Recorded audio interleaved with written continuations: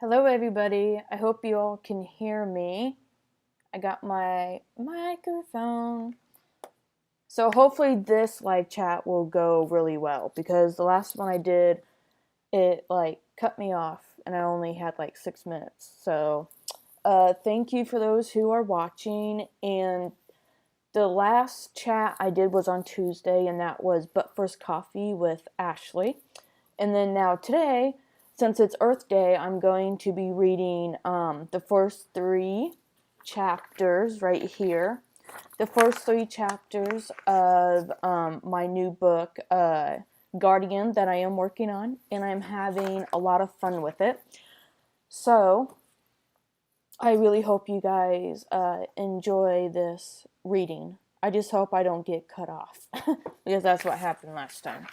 So, I am doing a giveaway that I did announce on my other live chat that I did.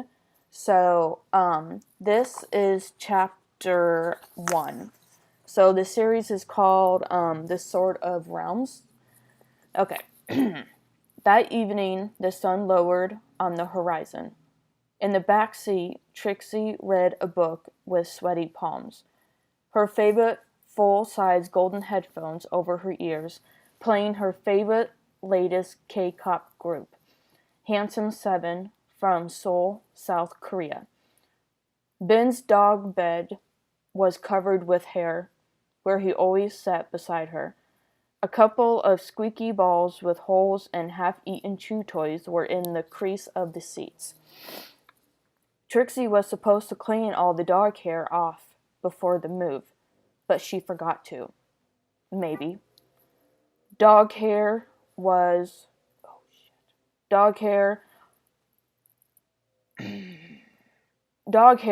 her least chore she did not enjoy, even though she loved her favorite dog the most. A tap on the knee took her attention away from the adventure the characters were going through. I hate it when people do that. She turned the page and continued to read, wanting to know where the characters were being led to. Who was that mysterious boy they kept seeing down the back roads of Hollywood? The song came to an end, and she heard her mom say, "Trixie, did you hear me?" "Yes," she lied, and kept reading. She saw her mom look in the rearview mirror, snapping her fingers, then pointed to her ear. Trixie moved one of the headsets off her ear and said, "What, Mom?" Her eyebrows creased. "Don't use that tone with me." "What tone?" "Trixie Rose McPalmer." "You said, 'What, Mom?' You don't speak to me like that."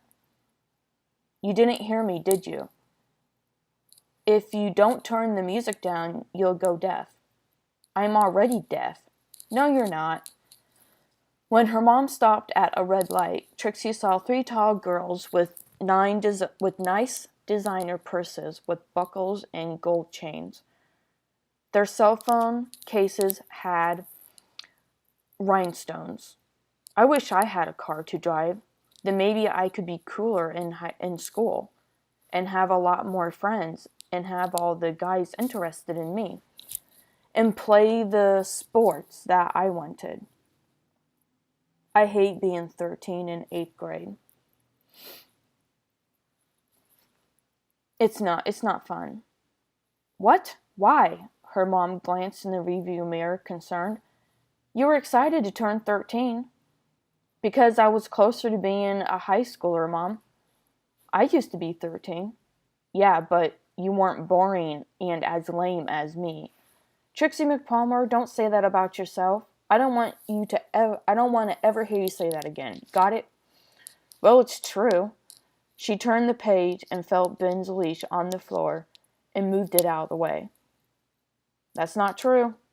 Trixie slid down in the seat from any more embarrassment and started the next chapter. Chapter 2. "Dryston," a voice said. "Wake up, it's time." He opened his eyes and felt submerged with the darkness in a crammed space. His arms crossed over his chest. No air to breathe. Where could I be?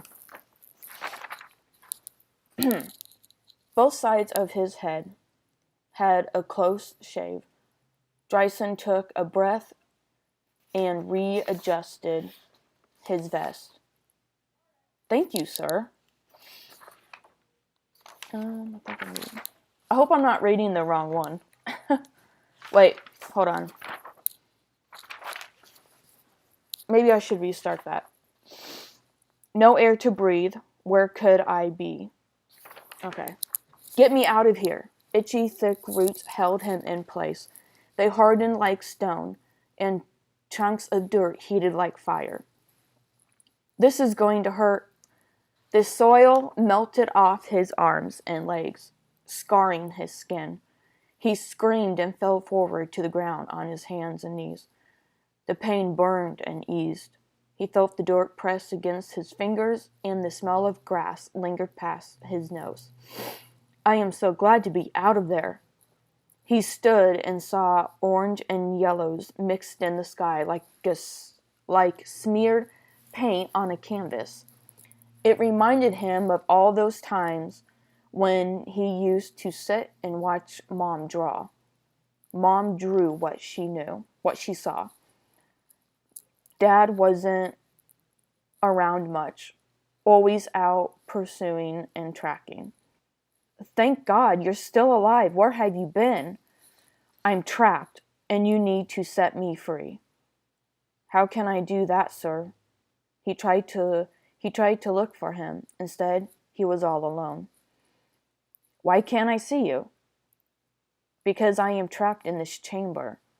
I gave you the ability to hear me, but not to see me yet.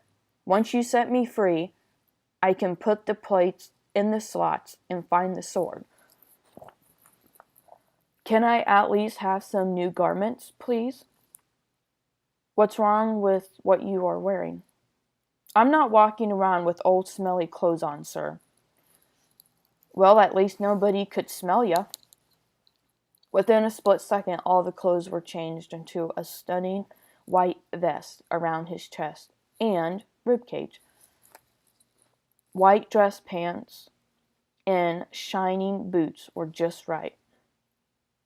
His long dirty hair was now white as snow and combed over to the side. Both sides of his head had a close shave. Dyson took a breath and readjusted his vest. Thank you, sir. Okay, chapter 3. I had a lot of fun with this chapter. Between the realms of time and other unnatural worlds and portals to the dark side, 14-year-old Kim Shang-hung stood by his old wooden table crafting spells with herbs and liquids, something he always enjoyed and loved to do. Even as a young boy, he was different from the others in the class. He wanted to make all kinds of magic and creative spells. Good always came out of it once in a while. He wasn't into the bad spell stuff, just the good vibes. The other students wanted to fight for the girls, play all the games to be the best wizards and witches. He danced around the dinner table with a wooden bowl in his arms, stirring it with a silver spoon. He stopped and carefully poured the liquid into different vials that were already lined up. He set the bowl down and pushed the corks in the vial. Shane, a female voice said, you are being called upon. He closed his eyes and said, not again, goddess. I'm busy. If you don't do this for mankind, I'll have someone else run the magic shop. Shane dropped the vial, not meaning to, and stared at the glow, showing the goddess the creator. She had on a golden dress, fabric dangled over her shoulder and draped across her arm. Shane walked around the table and said, okay, What is it that you want me to do, madame? Do you remember Crystal? A flash of memories came. Oh, when he first met her, they were little kids who loved to run around in the gem forest and mountains. Yes, I do. It's been a long time since I've seen her. We have awakened her from her birthstone. Why did you do that? The recent guardian of the sword has died. He wasn't the true guardian. How? He didn't beat Dryston. You must go find Crystal. Where did you send her? She's traveling through time right now to find the next guardian. How many more generations do we have to go through until we have the right one? Give me a good reason why I should do this. Your identical twin has been awakened from his chamber. Dryston? Yes. Elias has woken him. He's after Crystal. She has the stone. Oh no, he said with the hand to the side of his head. Are you young and brave? The goddess said. Just like your brother? Shane looked back up at the glow. But I am the good boy. He's the bad boy. Yes, and he's good and has his magic. Do you remember yours? Shane glanced over at the little wooden box without turning his head. Yes, I do. He looked back at the glow. When do I leave? Right now. Shane felt a gush of wind. Warmth twirled around him like a wind tunnel, growing faster and stronger, until he was dropped to the ground on his back. A few leaves fell down past him. The landing wasn't so bad. Okay, that's it. That was chapter 1 for my book, Guardian, that my editor is working on right now. So I had a lot of fun writing the first 3 chapters. So Guardian is going to be like there's 3 different point of views. There'll be Trixon, Shane, and Dryston. And I'm having a lot of fun actually working on this second book. I've been staying up really late at night, been working on the book, and I started working on the other characters' point of views. So I'm just really glad that the book is coming on really, really great. So now that I did the chapter reading, I'm going to actually reveal the book cover that I created myself. So let me see, where is it? Right here, maybe? No? Oh, there it is, right there. You can't really see it. Okay, maybe I could do that. So this is the book cover. Is it? Yeah. Okay, so this is the book cover that I created on canvas, and there was a whole bunch of elements that I was trying to decide on which ones I should put on the front cover.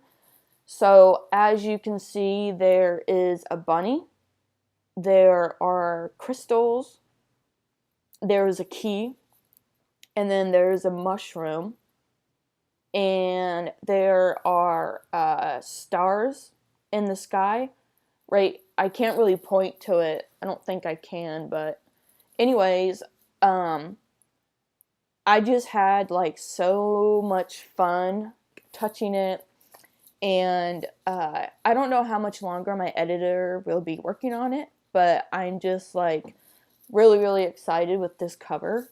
And when the book gets here, I will do an unboxing, maybe do it live, I don't know. but I just had a lot of fun doing that book cover. So I will, if people missed this, I will upload it on my social media. So since this is my first reading, reading, I really want to do like a giveaway. So, okay, I forgot my calendar. Okay, so next Tuesday at 4 o'clock, I will be doing a live reading of this book right here, The Wish, which I wrote that back in 2010, and then I published it in 2017. So it's been almost like, I don't know, like 3 or 4 years, who knows. But anyways, so I found these on my shelf. I didn't even know I had them. But these copies right here, these are the first editions that I have. And 2 lucky people that comment down below, the first 2 people that comment, I am going to give these to those people who comment. And I can send it to you, or you can come up to Candy's Flowers and pick them up. And the stories are the same. The covers are just different. So this is actually the original cover right here. I actually redid the cover like a couple years ago. And then this is the old cover. But this book is $15, so you can buy this one. And then this is a free copy, which I'm giving away. And so I will definitely put this on my website and my social media. So there's 2 copies here. So if you know anybody that loves scary stories, all that good stuff, these copies are free. You don't have to pay for them. Free shipping, handling, whatever. So these are free. 2 people that comment are going to get these copies here.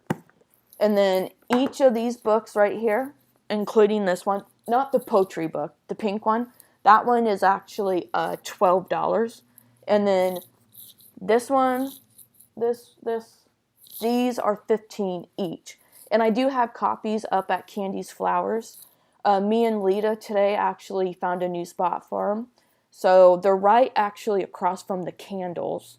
And they're on that lower shelf. But there's like a sign that says, she actually made a sign that said local author. So anyways, that was my reading of Guardian. And I really hoped you all enjoyed it. Don't forget, next Tuesday, I will do a live reading at 4 o'clock of The Wish every Tuesday. And so every Tuesday will be 4 o'clock. And then every Friday will be 7 o'clock. And I'll be live. And I'm really, really excited to just like put my name out there more and try to get readers. And I'm just so excited. And it's really sad that this series is ending. And I'm working on a new series, but I kind of feel like I need to put these characters to rest and then work on something else. So this summer, I'm doing Farmer's Market. It's going to start May 29th, and it's going to end October 2nd. And I'm going to actually be publishing 4 books this summer. The one that I just read is Guardian. And then I'm going to be releasing another book called Teenager, which it's about me growing up and like being bullied and not being treated fairly and being the outsider. And that book is about that. And then my second poetry book is called Love Myself, because I think we all can relate to that, because we all struggle with accepting ourselves and loving ourselves. And I struggle with that a lot, and I'm trying really hard to accept myself. And I know a lot of us could relate with it and stuff. And then the other one that I'm releasing, that my church family is just all excited about, It's called Warriors, and I was gonna do like a book, show you guys the book covers, but then I was like, my editor hasn't sent me them back yet.